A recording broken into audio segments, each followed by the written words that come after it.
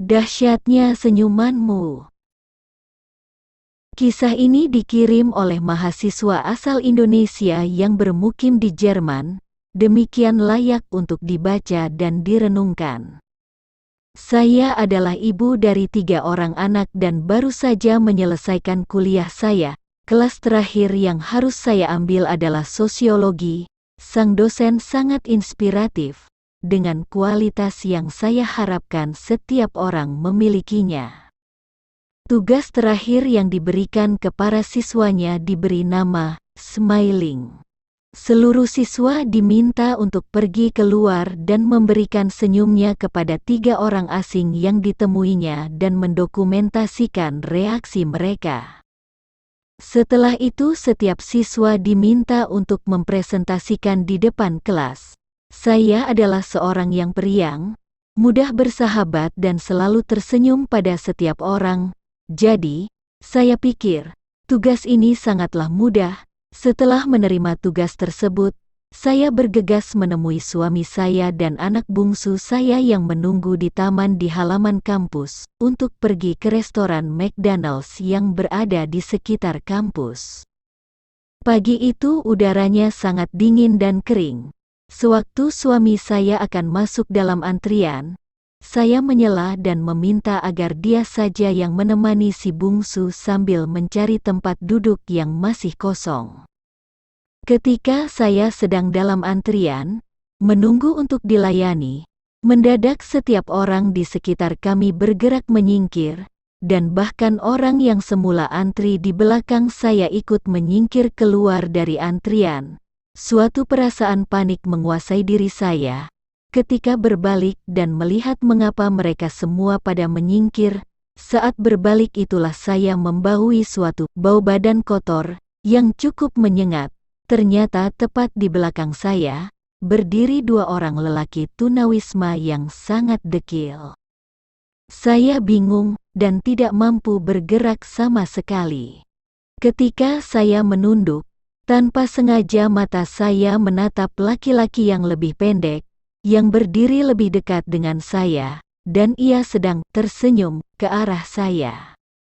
Lelaki ini bermata biru, sorot matanya tajam, tapi juga memancarkan kasih sayang. Ia menatap ke arah saya, seolah ia meminta agar saya dapat menerima kehadirannya di tempat itu. Ia menyapa, "Good day," sambil tetap tersenyum dan sembari menghitung beberapa koin yang disiapkan untuk membayar makanan yang akan dipesan. Secara spontan saya membalas senyumnya. Dan seketika teringat oleh saya, tugas yang diberikan oleh dosen. Lelaki kedua sedang memainkan tangannya dengan gerakan aneh berdiri di belakang temannya. Saya segera menyadari bahwa lelaki kedua itu menderita defisiensi mental. Dan lelaki dengan mata biru itu adalah penolongnya. Saya merasa sangat prihatin setelah mengetahui bahwa ternyata dalam antrian itu kini hanya tinggal saya bersama mereka, dan kami bertiga tiba-tiba saja sudah sampai di depan counter. Ketika wanita muda di counter menanyakan kepada saya apa yang ingin saya pesan, saya persilahkan kedua lelaki ini untuk memesan duluan. Lelaki bermata biru segera memesan, "Kopi saja, 1 cangkir, Nona." Ternyata dari koin yang terkumpul hanya itulah yang mampu dibeli oleh mereka.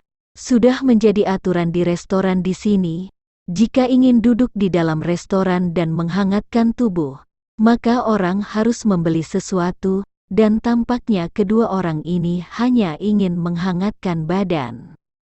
Tiba-tiba saja saya diserang oleh rasa iba yang membuat saya sempat terpaku beberapa saat. Sambil mata saya mengikuti langkah mereka mencari tempat duduk yang jauh terpisah dari tamu-tamu lainnya, yang hampir semuanya sedang mengamati mereka. Pada saat yang bersamaan, saya baru menyadari bahwa saat itu semua mata di restoran itu juga sedang tertuju ke diri saya, dan pasti juga melihat semua tindakan saya. Saya baru tersadar setelah petugas di konter itu menyapa saya untuk ketiga kalinya menanyakan apa yang ingin saya pesan.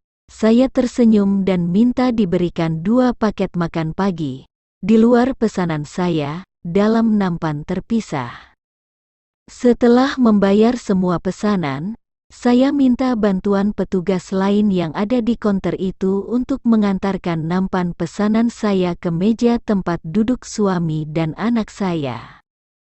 Sementara saya membawa nampan lainnya berjalan melingkari sudut ke arah meja yang telah dipilih kedua lelaki itu untuk beristirahat, saya letakkan nampan berisi makanan itu di atas mejanya, dan meletakkan tangan saya di atas punggung telapak tangan dingin lelaki bermata biru itu, sambil saya berucap, "Makanan ini telah saya pesan untuk kalian berdua." Kembali mata biru itu menatap dalam ke arah saya. Kini mata itu mulai basah berkaca-kaca dan dia hanya mampu berkata, "Terima kasih banyak nyonya."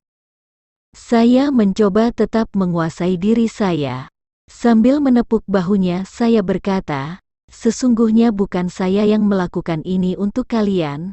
Tuhan juga berada di sekitar sini dan telah membisikkan sesuatu ke telinga saya untuk menyampaikan makanan ini kepada kalian." Mendengar ucapan saya, si mata biru tidak kuasa menahan haru dan memeluk lelaki kedua sambil terisak-isak. Saat itu ingin sekali saya merengkuh kedua lelaki itu. Saya sudah tidak dapat menahan tangis ketika saya berjalan meninggalkan mereka dan bergabung dengan suami dan anak saya, yang tidak jauh dari tempat duduk mereka. Ketika saya duduk, suami saya mencoba meredakan tangis saya sambil tersenyum dan berkata, "Sekarang saya tahu, kenapa Tuhan mengirimkan dirimu menjadi istriku, yang pasti, untuk memberikan keteduhan bagi diriku dan anak-anakku." Kami saling berpegangan tangan beberapa saat dan saat itu kami benar-benar bersyukur dan menyadari bahwa hanya karena bisikannya lah kami telah mampu memanfaatkan kesempatan untuk dapat berbuat sesuatu bagi orang lain yang sedang sangat membutuhkan. Ketika kami sedang menyantap makanan, dimulai dari tamu yang akan meninggalkan restoran dan disusul oleh beberapa tamu lainnya, mereka satu persatu menghampiri meja kami, untuk sekedar ingin berjabat tangan dengan kami. Salah satu di antaranya, seorang bapak, memegangi tangan saya, dan berucap, "Tanganmu ini telah memberikan pelajaran yang mahal bagi kami semua yang berada di sini. Jika suatu saat saya diberi kesempatan olehnya, saya akan lakukan seperti yang telah kamu contohkan tadi kepada kami." Saya hanya bisa berucap, "Terima kasih," sambil tersenyum. Sebelum beranjak meninggalkan restoran, saya sempatkan untuk melihat ke arah kedua lelaki itu, dan seolah ada magnet yang menghubungkan batin kami, mereka langsung menoleh ke arah kami sambil tersenyum, lalu melambai-lambaikan tangannya ke arah kami. Dalam perjalanan pulang saya merenungkan kembali apa yang telah saya lakukan terhadap kedua orang tunawisma tadi. Itu benar-benar tindakan yang tidak pernah terpikir oleh saya. Pengalaman hari itu menunjukkan kepada saya betapa kasih sayang Tuhan itu sangat hangat dan indah sekali. Saya kembali ke kampus pada hari terakhir kuliah dengan cerita ini di tangan saya. Saya menyerahkan paper saya kepada dosen, dan keesokan harinya, sebelum memulai kuliahnya, saya dipanggil dosen ke depan kelas. Ia melihat kepada saya dan berkata, "Bolehkah saya membagikan ceritamu ini kepada yang lain?" Dengan senang hati saya mengiyakan. Ketika akan memulai kuliahnya, dia meminta perhatian dari kelas untuk membacakan paper saya. Ia mulai membaca, para siswa pun mendengarkan dengan seksama cerita sang dosen, dan ruangan kuliah menjadi sunyi, dengan cara dan gaya yang dimiliki sang dosen dalam membawakan ceritanya membuat para siswa yang hadir di ruang kuliah itu seolah ikut melihat bagaimana sesungguhnya kejadian itu berlangsung. Sehingga para siswi yang duduk di deretan belakang di dekat saya di antaranya datang memeluk saya untuk mengungkapkan perasaan harunya. Di akhir pembacaan paper tersebut, sang dosen sengaja menutup ceritanya dengan mengutip salah satu kalimat yang saya tulis di akhir paper. Tersenyumlah dengan hatimu, dan kau akan mengetahui betapa dahsyat dampak yang ditimbulkan oleh senyummu itu. Dengan caranya sendiri, Tuhan telah menggunakan diri saya untuk menyentuh orang-orang yang ada di McDonald's, suamiku, anakku, guruku, dan setiap siswa yang menghadiri kuliah di malam terakhir saya sebagai mahasiswi. Saya lulus dengan satu pelajaran terbesar yang tidak pernah saya dapatkan di bangku kuliah manapun, yaitu penerimaan tanpa syarat.